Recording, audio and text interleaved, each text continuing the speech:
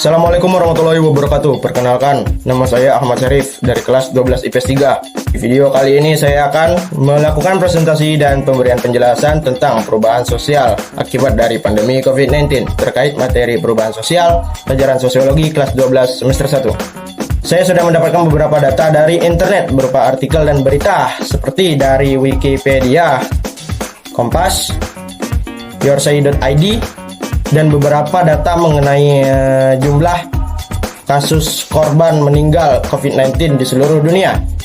Data-data yang telah saya dapat dari internet tersebut merupakan bentuk perubahan sosial di mana dengan jelas memberikan kronologi bagaimana proses pandemi COVID-19 ini yang berkembang secara terus-menerus membawa perubahan sosial yang besar bagi masyarakat dunia. Dengan rincian proses kronologinya yaitu dimulai pada tahun 2019 tanggal 17 November, yaitu terkonfirmasinya kasus pertama COVID-19 di negara Cina, di kota Wuhan, yang setelahnya menyebar ke beberapa warga sehingga mulai banyak orang yang terdampak virus itu. Dan pada bulan Januari tahun 2020 sudah banyak negara-negara tetangga Cina yang mulai melakukan pemeriksaan terhadap orang-orang yang datang dari Wuhan. Dan setelahnya pada tanggal 9 Januari tahun 2020 WHO atau World Health Organization mulai mengidentifikasi penyakit tersebut. Berlanjut ke bulan Februari tahun 2020, sudah banyak negara yang mengalami pandemi COVID-19 dan Indonesia mulai mengkarantina warganya yang datang dari Cina. Pada Maret tahun 2020, terdapat kasus pertama COVID-19 di Indonesia dan berkembang terus-menerus menjadi banyak orang yang terkena COVID-19. Sampai pada pertengahan Maret sekitar tanggal 16 sampai dengan 18 Maret, Presiden di Indonesia dan beberapa negara sebelumnya yang telah terdampak COVID-19 lebih dulu mulai mengajukan WFH atau work from home atau bekerja dari rumah, belajar di rumah, dan ibadah di rumah untuk mengurangi adanya penularan dan penyebaran COVID-19. Pada tanggal ataupun bulan April 2020, kebijakan WFH dan segala aktivitas di rumah diperpanjang dan mulai terdapat kebijakan social distancing dan beberapa kebijakan pembatasan sosial di mana membatasi pergerakan dan mobilitas masyarakat. Dan disinilah salah satu awal terjadinya perubahan sosial mendasar bagi masyarakat. Dan berlanjut ke bulan Mei sampai ke Oktober tahun 2020, terdapat beberapa negara yang lockdown, sedangkan Indonesia memberlakukan PSBB atau pembatasan sosial berskala besar, berkala untuk beberapa daerah.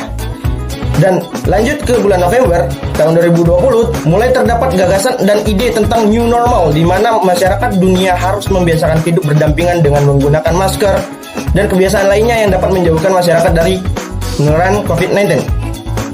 Kronologi yang telah saya sebutkan sebelumnya jelas sekali mengungkap adanya perubahan sosial, di mana terdapat hal-hal yang memaksa masyarakat dunia secara tiba-tiba untuk berbaur, menyesuaikan dan membiasakan hal-hal yang sebelumnya tidak ada, seperti bekerja dari rumah, belajar ataupun kegiatan sekolah dari rumah, dan lain-lain, serta menyesuaikan diri untuk membatasi kegiatan di luar dan bertemu orang.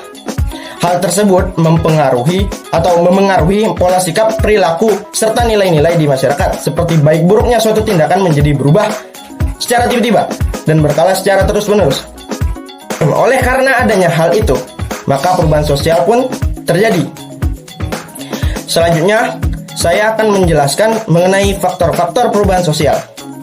Dimulai dari faktor penyebab terjadinya perubahan sosial karena COVID-19 ini, yaitu 1.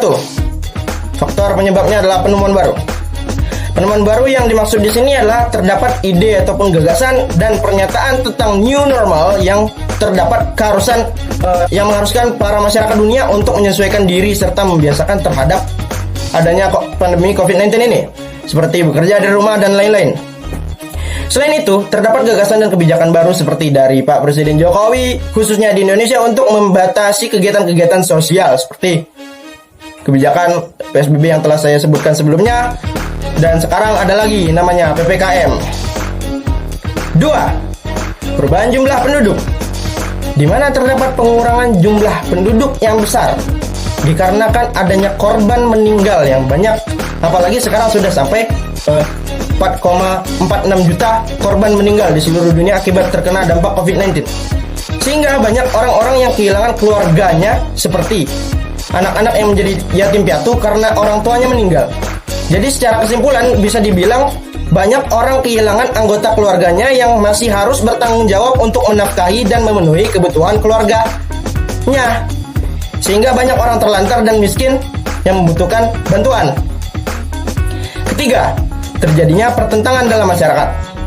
Pertentangan dalam masyarakat yang terjadi akibat dari adanya COVID-19 ini, banyak masyarakat yang masih belum mengerti dan memahami kebijakan ataupun pembiasaan social distancing serta pembatasan sosial, dan ada juga orang yang masih tidak mempercayai penyakit ini.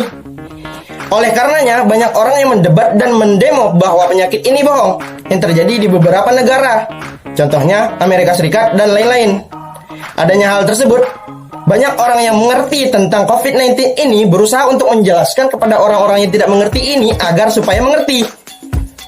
Selanjutnya, yang terakhir, saya akan menyampaikan tentang faktor pendorong serta faktor penghambat dari adanya perubahan sosial yang diakibatkan oleh COVID-19 ini. Dimulai dari faktor pendorongnya dulu.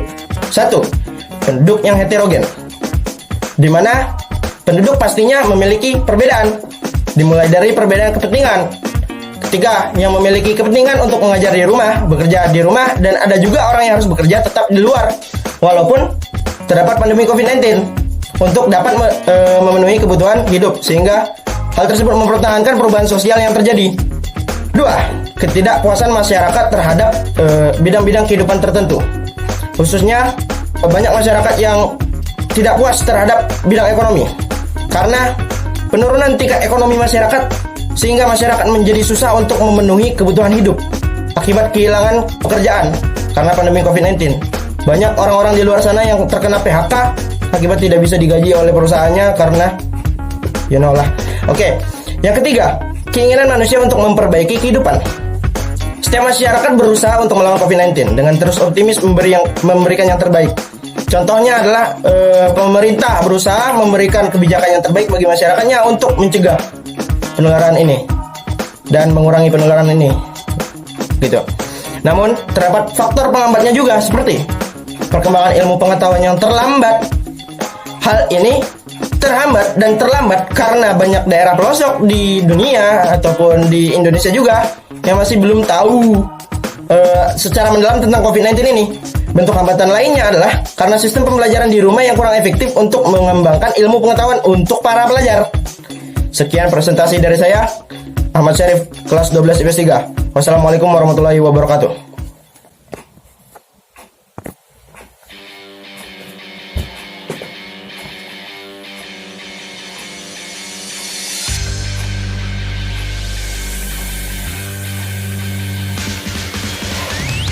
Terkadang aku nanya sendiri, kapan pandemi ini berakhir? Kalau dipikir-pikir lagi, banyak orang susah untuk diatur, apalagi ada korupsi bansos.